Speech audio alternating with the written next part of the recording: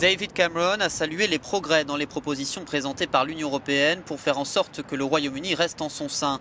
Ces discussions du week-end avec le président du Conseil européen ont donc porté leurs fruits.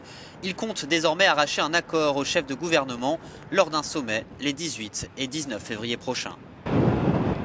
Je voulais un système de carton rouge pour que les parlements nationaux puissent bloquer une législation. On disait que c'était impossible et cela figure ici dans le document, exactement comme pour l'idée que les gens doivent attendre 4 ans avant d'avoir droit au chômage. Donc de vrais progrès, mais encore du travail. David Cameron demande aussi des garanties que le renforcement de la zone euro ne se fera pas au détriment des pays qui ne sont pas membres du club, comme le Royaume-Uni. Devant des entrepreneurs, il a mis en avant les avantages à rester dans l'Union européenne. Mon but est de donner au Royaume-Uni une chance de faire partie d'une Union européenne réformée. C'est le but. Pourquoi ?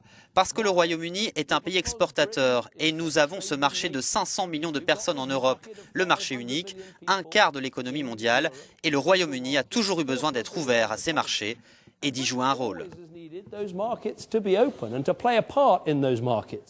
S'il obtenait gain de cause, David Cameron avait promis de faire campagne en faveur du maintien dans l'Union, dans le cadre du référendum qu'il a promis d'organiser au Royaume-Uni.